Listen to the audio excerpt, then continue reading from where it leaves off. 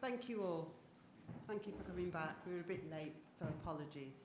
Welcome to our 4 candidates. They have drawn lots to decide in the order in which they make their opening statements, and then I will rotate the order as we take the questions. We have asked each candidate to prepare a 4-minute opening statement. We will then take questions, and each candidate has a round of a minute to answer them. Then, at the close, they will each have the opportunity to make a 2-minute closing statement. Just to remind delegates that we will hold a minute's silence at 12 o'clock to remember those who died in the shootings in Tunisia. And can I ask delegates, can they ensure that their phones are turned off during that time? All right, delegates. I will now introduce the first person, which is Andy.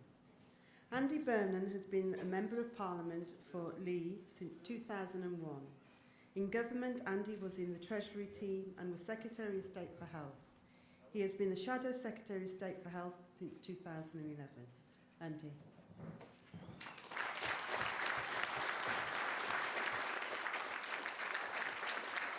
Thank you, Eleanor. Good morning, everybody.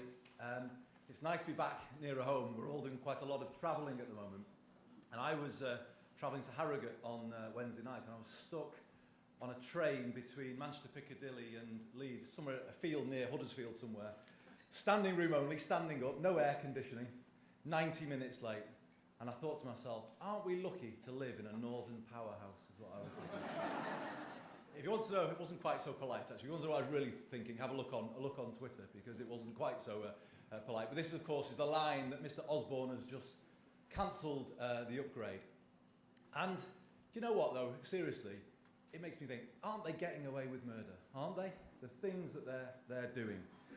And I think the main question for you as you approach this leadership election is, you know, what is the most important thing for your members right now? Don't they need somebody straight away who can take the fight to the Tories? Isn't that what they need? Somebody who will stand up for them. And I have shown that I am the person in the Labour Party who does that most effectively. All through the last Parliament, I was judged the person who was best taking the fight to this government. You know, I've stood up for our National Health Service. At the election, we had a 20% lead on health going in to that election. And I'm proud of that. And I've shown I can do it from that dispatch box. But, you know, I'm going to carry on doing it as well. I am going to take the fight to this government for their brutal cuts to local government, but particularly making the biggest cuts in the poorest areas. That is wrong, and I will fight that as leader of the Labour Party. Do you know what else I'll do? I will oppose the anti-trade union legislation that is coming forward in this Parliament. And as Prime Minister, I would repeal it. Because let's call this what it is. This is an attack on trade unions, and I will stand up against this growing campaign of demonisation of trade unions that we're seeing from Cameron and Osborne. I am proud of the trade union link. I am grateful for everything you did to help us fight the general election, and I will celebrate that link as leader of the Labour Party, the cleanest money in politics as I've described it, and I would relish the opportunity to take the fight in the Commons to a Prime Minister funded by hedge funds and private health. But the other thing I will do too is take the fight to them on welfare. You know, they've got no mandate for these cuts that they're bringing forward in the budget next week. Cuts to disability benefits, the tax credits of working people. You know, this is a grand deception by Cameron and Osborne. They didn't tell anybody they were going to do this at the election. And what will this do? It will hit the most vulnerable and the poorest hardest. And you want a Labour leader, don't you, who will stand up and speak for people that you know. But the last thing I will say to you this morning is, in the end, this is a test of leadership. And isn't real leadership sticking up for what you believe in, even when you have to swim against the tide? You remember when I went to the Department of Health in 2009, there was a growing controversy about the marketisation of the NHS. I went in there and I changed Labour policy, even though I got precious little support from my cabinet colleagues at the time, and the attacks from others in the Labour Party have still carried on coming, but I've stuck to my guns. Why? Because I believe in public service and public services. I believe in an NHS based on people, not profits. That is me. That is what I've stood for all my political career. And I'll just say this to you in closing. You know, if I am elected as leader of the Labour Party, that will not change. That is who I am. Somebody who believes in public service and public services. And if you elect me as leader, that is the man you'll be electing to lead this party and put it back on its feet again. Thank you very much for listening, everybody.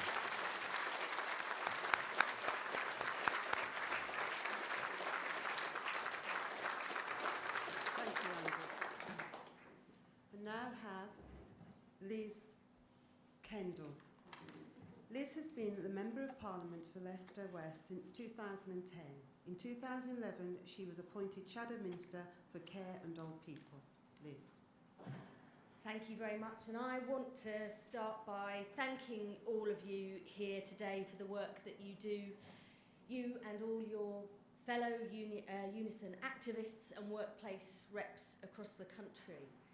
The work that you do makes me proud to be a member of the Labour Party and a trade union member too, because you stand in solidarity with your colleagues and give them confidence and dignity at work. You provide the health care and local community services that we all rely on from cradle to grave. And you champion and defend the public service ethos that is so important to all of us as members of the Labour Party and important to all the people we work for and with and represent. And that has never been so important as right here, right now, when we have another 5 years of this Tory government, which will seek to attack the public services. We all depend on the public services that give young people chances and opportunities in life. The public services that all our elderly and disabled mums and dads and relatives depend on. I really want to thank you, though, in particular, for two of the most important things you did over the last Parliament. Firstly, fiercely opposing the Tories' Health and Social Care Act, which has wrought such damage on the NHS. We fought shoulder to shoulder with you on this, and I wish we'd been in government now to repeal that act and to get rid of the problems that it's caused, but we can't. And that is because we faced such a catastrophic defeat at the election, and I'll come back to that in a moment. The second thing I want to thank you for, which I think is the most important thing that you've done, is the UNISON Ethical Care Charter.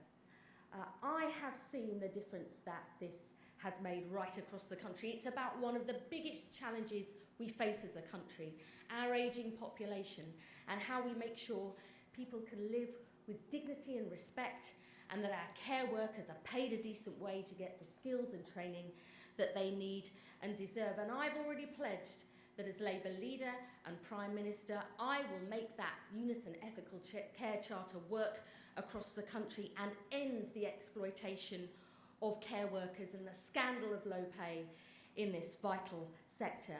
But we can't do this if we are not in power. Do you remember seeing that exit poll on the night of the election? Do you remember how you felt when you saw it? The scale of the defeat? You did. There was great results here in Manchester, but across the country, we failed. There are now only 24 seats with a Tory majority of less than 3,000. We've got to win back 94 to form the next government. And that means we cannot stick with what we've been saying and doing over the past 5 years. We must change our party to win in 2020 and change the country. You know, I grew up near Watford. We held that seat from 97 to 2010. It now has a stonking 10,000 Tory majority. We have to win back seats in those areas if we're going to make the changes we all want and need. And that must mean that we must regain people's trust on the economy, and that we must set out a positive vision of a better life that everyone can feel part of. We didn't do that at the last election. We must if we're going to win again, because without that we cannot make all the changes we want and need. We have to change to win, and the question we have to ask is, who is the best person to win in 2020, take on the Tories and defeat them? I believe I'm that candidate. Thank you. Thank you.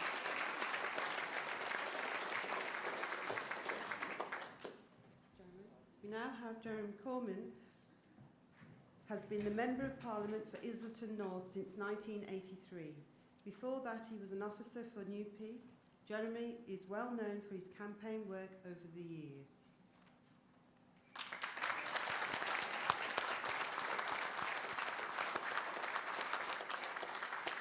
Sisters, brothers, thank you very much for inviting me here today.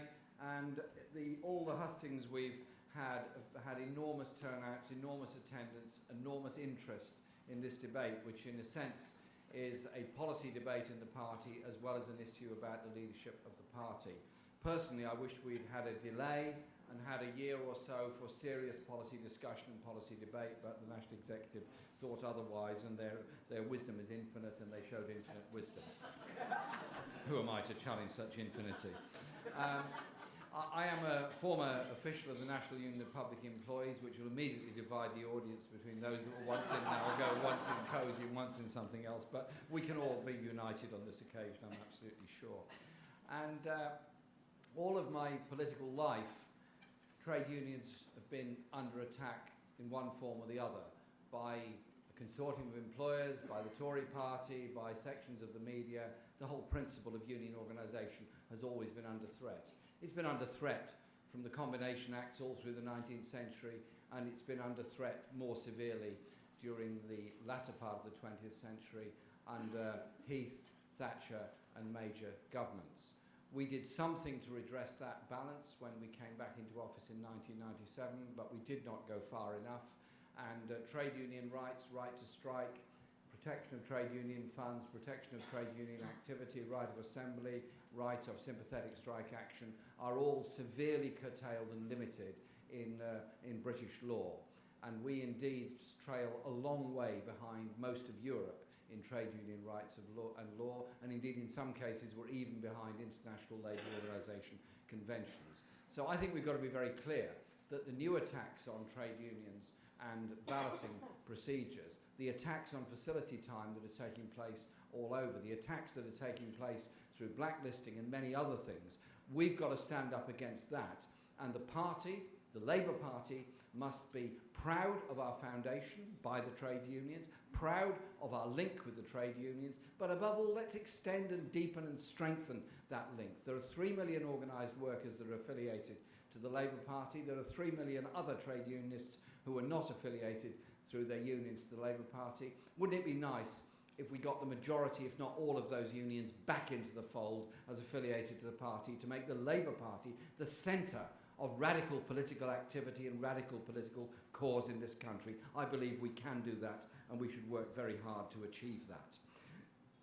The issues that we face at the present time are frankly horrific, on austerity, on threats to our very organisational existence. I mentioned EU laws and workers' rights across Europe. There is a real problem down the road, Transatlantic Trade and Investment Partnership. It is not just the NHS that's under threat through TTIP. It's the whole principle of public investment, public service and public provision. That is what that trade treaty is about. It's about a race to the bottom. It's the lowest common denominator on either side of the Atlantic that we're going to have foisted upon us. A treaty done in secret to empower global corporations. I think we should have none of it. It is possible to undertake trade treaties that protect trade union rights, that protect people, that eliminate poverty and all those things. It's possible to do that. I've got 21 seconds left. I'll just say this. We lost the election tragically. We lost the election because we did not offer a sufficiently different economic alternative. We have to stand up against the idea that austerity will solve the problem. Austerity is leading to greater division, greater inequality, and greater poverty in Britain. We can, must, and should, and will do differently and do better. Thank you very much. Thank you.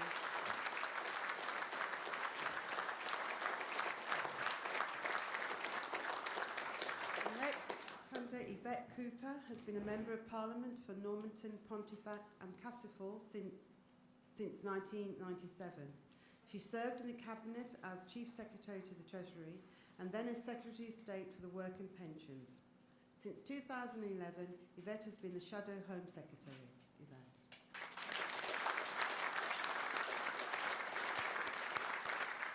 Thank you all so much for having us here. But I'll be honest with you, I really didn't want to be here in these circumstances, because I wanted to be here talking to you as the Home Secretary, talking about how we get PCSOs back on the street and our plans for neighbourhood policing, talking about all the things we wanted to do with a new law on violence against women, to hit against domestic abuse. There's so many things that we wanted to do, but now we can't because we lost. And you and your members did so much work across the country, and we got some great UNISON MPs elected. Melanie On, Daniel Zeitner, some great MPs, but so many that we didn't get elected. And so instead, we're in opposition. And we know opposition sucks. We can't do that again. We have to win. And that's why I think we need to be able to reach out. That we can't just figure we were too narrow at the edge. We can't just move our narrow party a bit to the left or a bit to the right and figure that's enough. We can't do that. We've got to grow outwards. I was born in Scotland, brought up in England. My family are from the northern coalfields, which I represent. But actually we moved around when my dad was working, and so I went to a comprehensive in Hampshire. And I love the diversity of our country, but I think it's got to make us stronger and not be something that pulls us apart. I'm the granddaughter of a miner, daughter of a trade unionist who fought all his life for working people's rights. And as a working mum, I'm so proud of what the Labour movement has achieved together. But I know this has also got to be about our future. And we need a leader who is strong enough to take the Tories on from the start. Strong enough to take David Cameron on from the start, which frankly I would relish. Strong enough as well to change ourselves so that we can change the country. And also strong enough to stand up against those Tory myths. Because let's be clear about our record. It was not the deficit that caused the financial crisis. It was the financial crisis that caused the deficit, and it was not too many teachers, too many nurses, too many Sure Start workers, too many care workers, too many cleaners who caused Lehman Brothers Bank in New York to crash.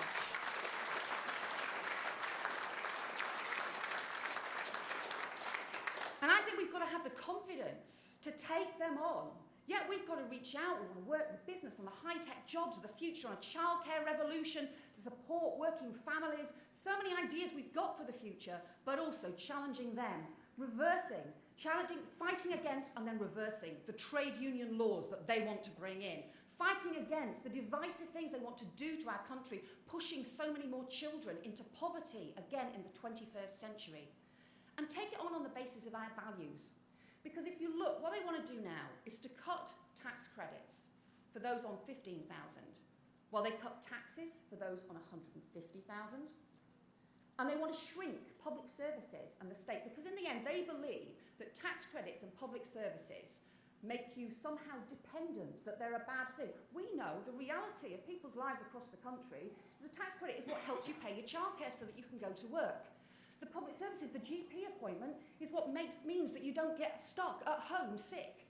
It's the care worker who means you don't have to give up work to look after your elderly dad.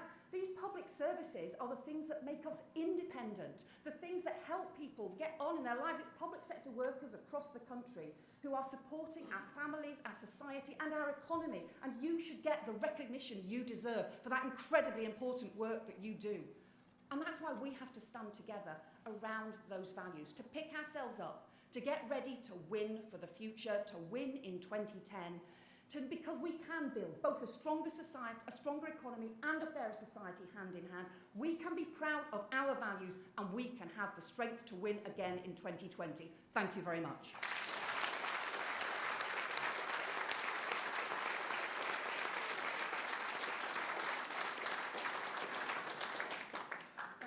Thank you all. We've now had their statements, and what we're going to have now is questions. I have Northern question. Mm-hmm.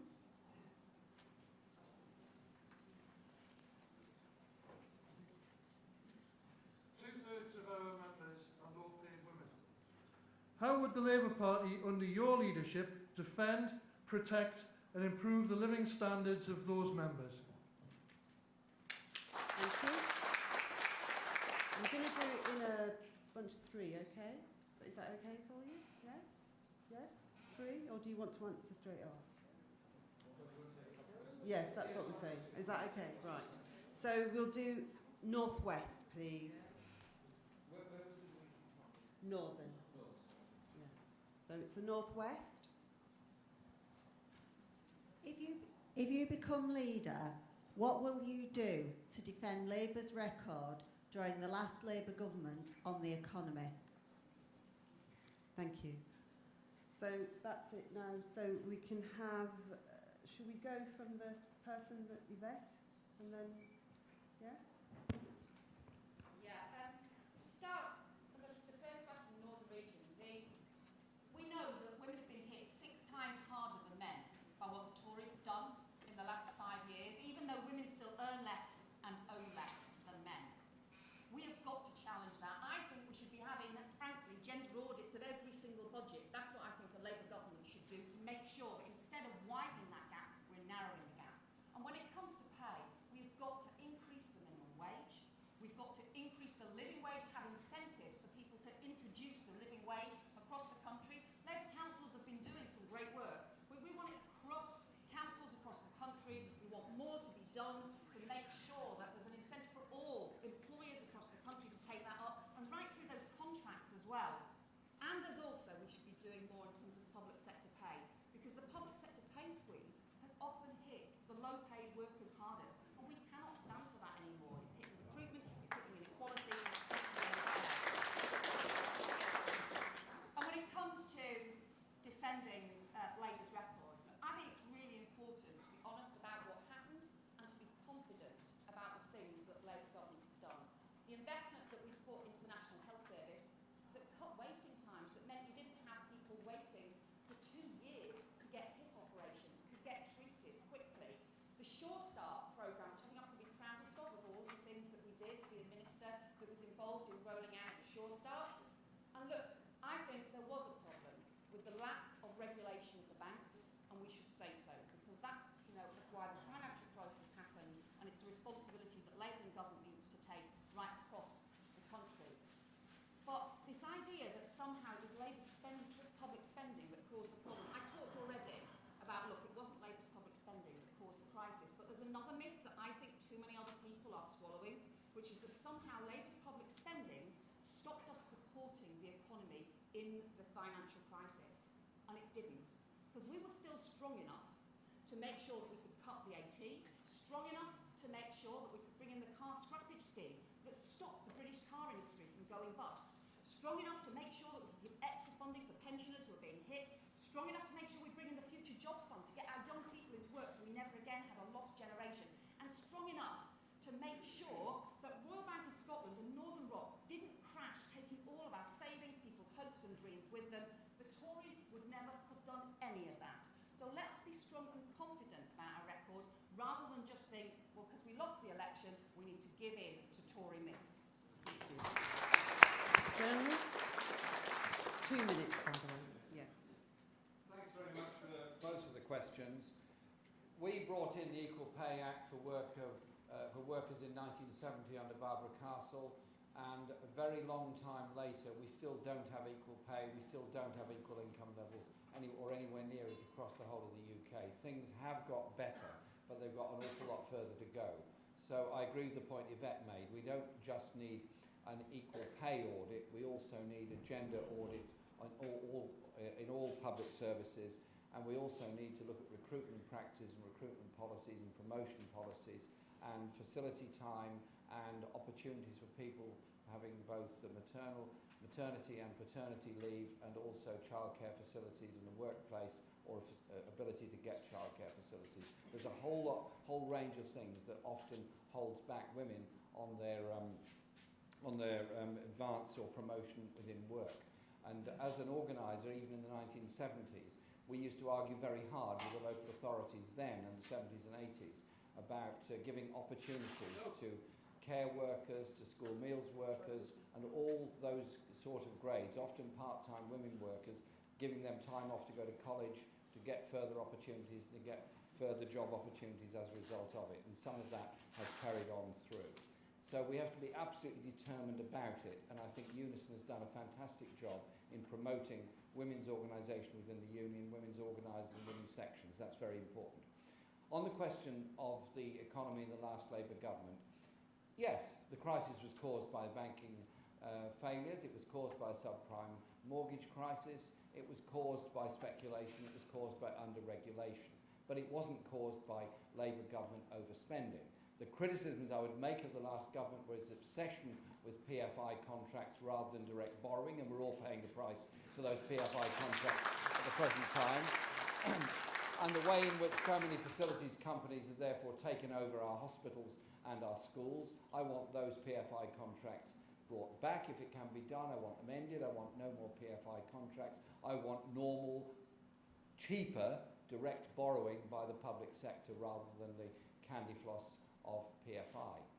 But we also have to face the fact that the nationalisation of the banks was a bit of a chimera. It was the right thing to do, but unfortunately the shares were not taken into public ownership, they were taken into a holding company which George Osborne can now very easily sell off the shares at a loss in RBS, as he's doing at the present time, and many others. I think we should retain the public ownership element of the banks and make them work for the public, not for overpaid executives in them. And the last point I'd make, because I've got 20 seconds, no, 21 really, it's not 20, promise you. 20 seconds left is we have to put forward a different economic agenda for the future, which is about investment in manufacturing industry and green energy and all those things, but opposing the whole idea that we can cut our way to prosperity through austerity. We can't, you know that to be the case.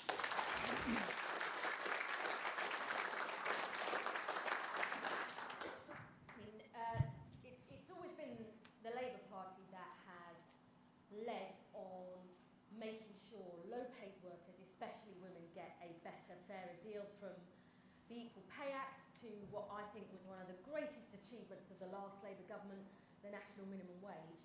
And it now falls to the next generation of Labour politicians to take that forward. Now, I think we should change the legal remit of the Low Pay Commission so that on top of setting the national minimum wage, it focuses on how we get the living wage sector by sector by sector. You know, that will be tough. But no, nothing that's worth having is ever, not worth fighting for. And I've said we should do that. We should change the legal remit. And as a priority, we should look at improving pay for care workers, because for the reasons I said, it is a scandal that hundreds of thousands of them aren't even getting the national minimum wage, let alone the living wage, because they're not paid for travel times between appointments. That's terrible for them and their families because they can't plan or get decent wages at the end of the week. But it's also appalling for elderly people who don't even know who's turning up sometimes at the bottom of their bed to get them up, washed, dressed and fed in the morning. But the real way we will transform pay, particularly for women, is when we focus on how we get the high-skilled, high-wage jobs of the future. We have a chronic skills shortage in this country. Our economy is too focused on the short term, and I want to see far greater powers devolve down to cities like Manchester and towns and county regions across the country, because local areas know best what's going to drive the high-skilled, high-wage jobs of the future. And in terms of our record in the economy, look, what happened during the last leadership election was we allowed the myth that the reason that Labour was the cause of the deficit and the debt, not because it was a financial crisis created on Wall Street, not Downing Street, and we had to put the money into the banks. Otherwise, people's money would have gone, or businesses' money would have gone, and we would have had a depression and not a recession. So we must stand up for that. But there's another reason why I think people didn't trust us on the economy. It sounded like we woke up to the fact that there would be difficult decisions to make far too late. And unless people trust us on the public finances and with their taxes, we won't get elected next time. It's the basic test of competence for any party that wants to govern. And I want to get the deficit and the debt down, because I don't want to be spending more money on servicing our debt than educating our children. And unless we are sound with the public finances, we won't be able to invest in the public services we all want and need In 2020, we must be trusted on the public finances, and we must have a clear, credible plan for creating the high-skilled, high-wage jobs of the future, working with unions and businesses together. You must be pro-business and pro-worker. That's how we'll regain trust on the economy.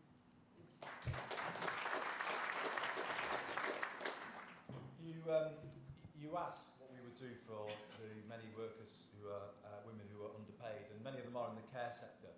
I am the politician that has led the debate on social care, and in particular the race to the bottom that we've seen in social care over many years. I did it as Health Secretary. I've carried on doing it as Shadow Health Secretary. Why? Because I, quite frankly, am ashamed of the care system we have in this country. Malnourished, minimum wage, 0 hours. How much longer are we prepared to tolerate a care system that says to the generation that built the NHS after the war that they're only worth a 15-minute visit every day? And how much longer are we going to say to those who work in that system that looking after someone else's mum, dad, brother, sister is the lowest form of work, lower than the minimum wage because you don't get paid the travel time? So how would I fix it, you asked me as leader? Well, I'll tell you one thing I would do. I would bring social care staff in to the NHS and apply full agenda for change conditions to social care staff. But you know, I'd make a bigger argument, and this is Labour's route back, in my view, to regaining the trust of the public. I would make the argument for a fully funded national health and care service, applying the NHS principle to social care, so that we have a system that looks after all of one person's needs properly in this century, the century of the ageing society. And that is how, in my view, Labour makes itself relevant again to people and provides the big answers that people are looking for.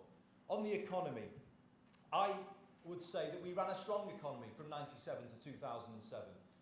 We had more surpluses in our first term than the Tories had in 18 years, so we'll take no lessons off them. And we did fix the roof when the sun was shining, the roofs of those schools and those hospitals where water was pouring through in 97. But, you know, I don't think we're going to win back people's trust if we just say it's all Tory myths. It might make us feel good, but I don't think it's going to persuade the public out there. You saw what happened to Ed in that final election debate when they didn't believe him when he said we didn't spend too much. The economy was growing in that period, and to be honest, we let the deficit get too high in the middle part of the last decade. Unless we face up to that, I don't think we're going to win back the people out there. We have to have a credible plan going forward for the economy that is based on learning the lessons. I am nothing if I'm not an honest politician who is prepared to say things sometimes that the party doesn't want to hear. On this we have to, because we will not win another general election until we've regained the economic trust of the people of this country, and I am determined to do that because I want Labour to win at the next time of asking.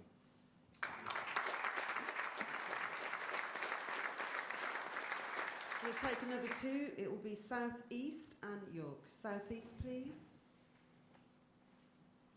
Yeah, thank you. The last Labour government did a lot to improve individual rights for workers, but very little to enhance the position and rights of trade unions in ensuring that employers adhere to the law. In addition, next to nothing was done in relation to making it easier for trade unions to organise effectively or to improve collective bargaining rights. What will you do to ensure a closer and more effective working relationship between a Labour government and trade unions so that pay and service conditions are better protected and hopefully enhanced? Thank you. Yorkshire.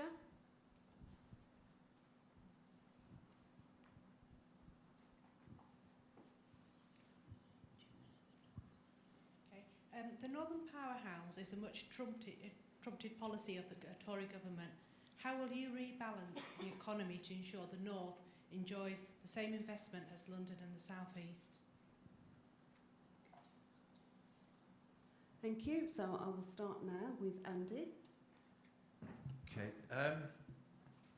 Well, I think we did a lot of things when we were in government to improve the lot, particularly of public sector workers. And I would point you to what I did when I was a minister in the Department of Health. We set up the Social Partnership Forum to improve the relationship between the trade unions and the government. And this union played an incredibly important part in that. And we did, you know, the things that we did together to bring through Agenda for Change. It wasn't perfect, but by God, it was a hell of a big improvement, wasn't it? And I tell you what I would always do as leader of the Labour Party and as Prime Minister, and that is defend resolutely national pay terms and conditions, not just in the NHS, but actually in our education system as well.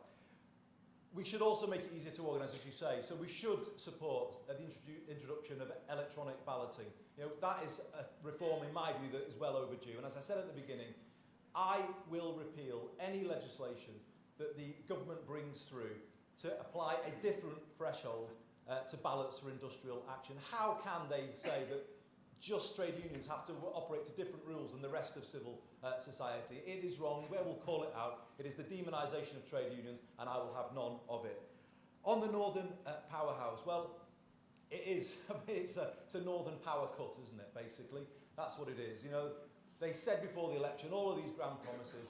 The first time of asking, they've had a chance to protect the money going into the Trans-Pennine Link, and what did they do? They cut it. Worse than that, we're going to see huge cuts to councils across the north, and the rhetoric just does not and will not match the reality on the ground. You know, all my life, I've been a politician that lives outside of the Westminster-centric system. I've always called for a rebalancing of this country, for a fairer set of opportunities for people here. I actually believe that investing in east-west rail connections in this country is a higher priority than north-south, and I will carry on making that argument as leader of the Labour Party. I came into politics to challenge the world that I saw growing up a few miles from here, where the postcode of the bed you're born in still determines where you end up in life. You know, 20 odd years on, that is still the case. I still see the odds stacked against kids in my constituency. It's why I'm still in politics. It's why I'm standing to lead your party. Because if I believe in anything, I believe in a country where, regardless of who you are and where you come from, you should have the same ability to get on in life.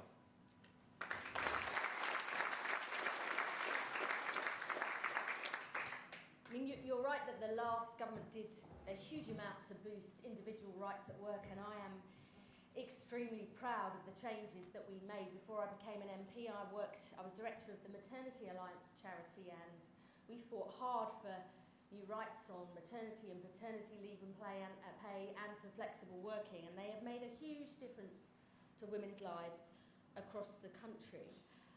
But on the issue of the wider role for unions in the workplace and the issues around collective bargaining, I gave a speech on Tuesday in the City of London talking about how we need to be responsible on the public finances but reforming on our economy. And this links to the second question about the Northern Powerhouse and how do we get growth and jobs throughout the rest of the country.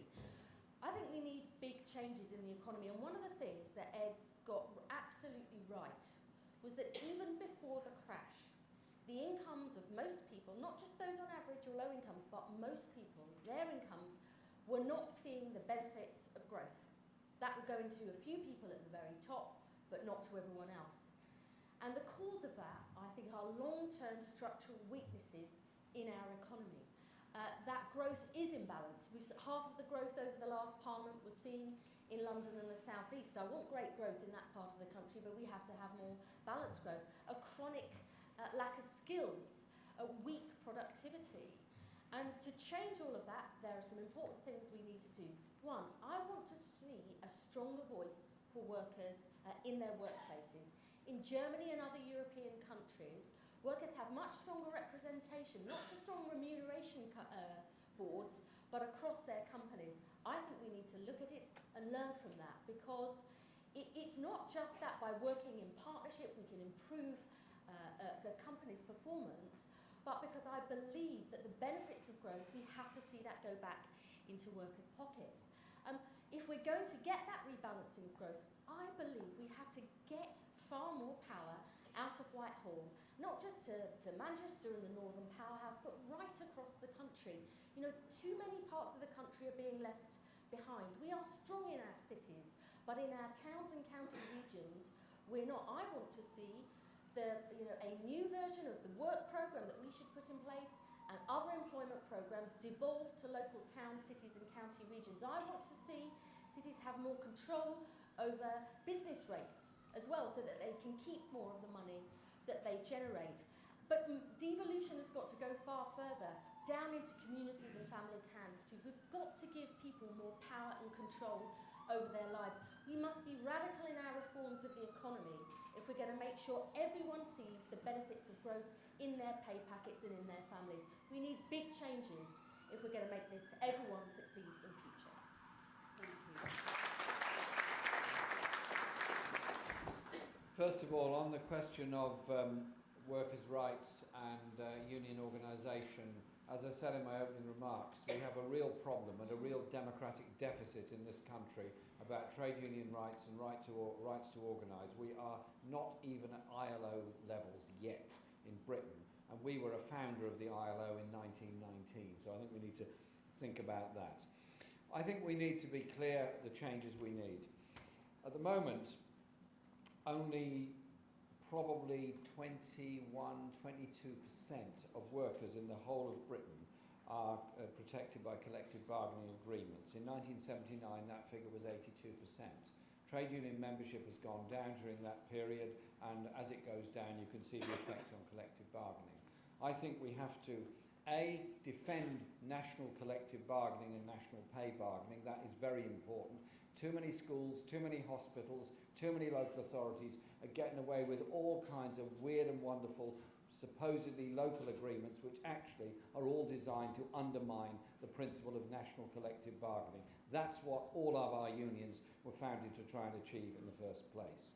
Secondly, I think we need to look again at the re-establishment in appropriate industries of wages councils and industry-wide agreements in the bus industry and many, many others, as well as the industries that our union, UNISON, is involved in. I think we need to re-establish a Ministry of Labour in this country, so we have a cabinet minister directly responsible for industrial relations and the rights of workers and their development.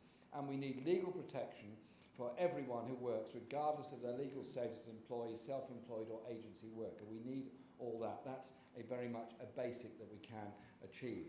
The second point, the second question on Northern Powerhouse, so-called, that Osborne's so keen on. I represent London, and I make no bones about it. We've done very well on rail investment. Huge amounts of money have gone into Crossrail, Tube Network, and so on. Obviously, I support that. That has reduced car traffic in London, improved air quality, all that sort of thing as a result of it. We need the same levels of investment everywhere else in the UK, and I have supported and worked with MPs from Manchester and other areas in supporting the extension of the tram and other things. Likewise, I support the Northern Rail investment, but there's been a house of cards, a mirror that's been shown at people on this. When they announced before the election there was going to be the Midland Main Line upgrade, there was going to be the Leeds-Manchester link upgrade, all of which has now been cancelled, as have a number of other electrification programmes. We need to have much more investment, particularly in rail infrastructure all over the north, and I agree with Andy, east-west rail is actually as important as north-south rail for industrial development. But, and I conclude with this, we need to have a constitutional convention organised in opposition by the Labour Party, so we look at the differing powers between England, English regions, Scotland, Wales and Northern Ireland. We look at the need for an elected second chamber in Parliament, representative of the regions as well as every other community in the UK. There's a great deal we can do now. And if we're going to devolve powers to local government, I don't particularly have a problem with that. In the last 20 seconds, 19 seconds this time, I don't particularly have a problem with that, except to say it's sometimes a bit enticing for councils to say, yeah, great, give me those powers, give me that stuff. Then they forget, hang on, I'm being given a poison chalice. I'm being given an underfunded service to run. Independent Living Fund is one. The Manchester operation of the National Health Service is another. Be very careful of Tories bearing gifts.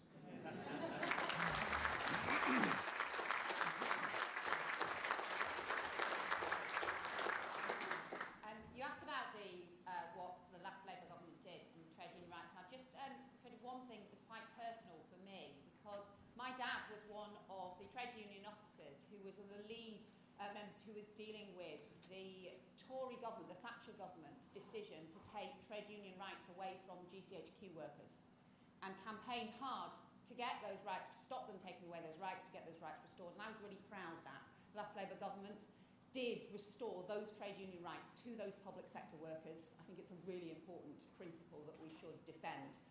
And I think it's also, the problem is actually I've always believed in working closely with trade unions when we were in government, when we were in opposition, and I think probably my dad would lynch me if I ever suggested anything else, which is why I worked when I was a housing minister with Daniel, who I've just seen at the back of the room, and with UNISON on changing the rules so that councils could start to build council homes again, which again, we have, it's crazy, the old rules that we had, right for us to start to change them and change to get more affordable housing for the future.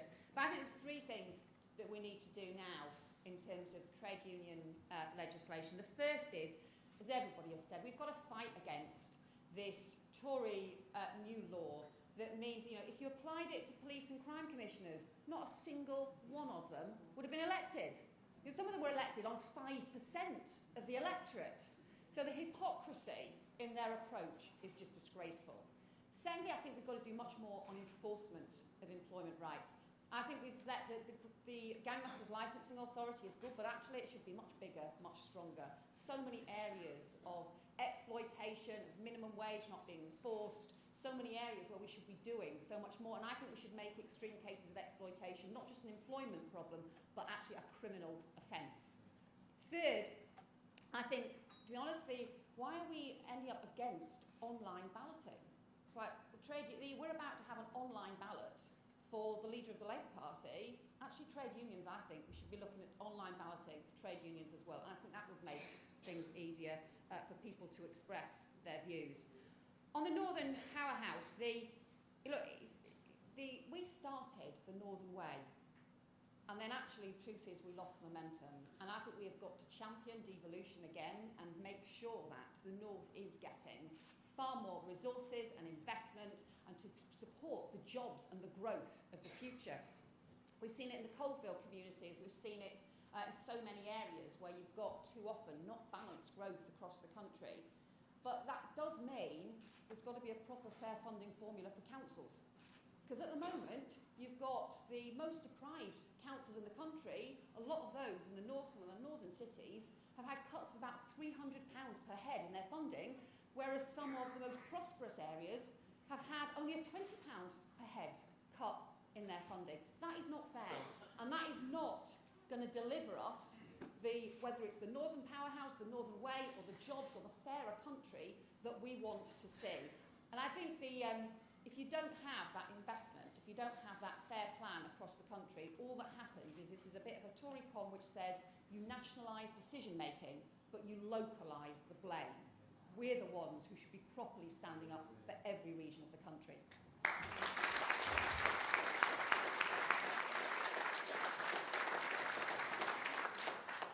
Thank you. Delegates, we're coming up to 12 o'clock now, where we're going to give a 1-minute silence to show our respect for those who died in the shooting in Tunisia. We know that at least 3 of those who died were members of UNISON. Their names are John Strawley, Notts County Branch, Scott Chalkley, Central Water Branch, Dennis Thorthwaite's Blackpool Weir and Fly Health Branch. Can we observe a 1-minute silence to show our respects?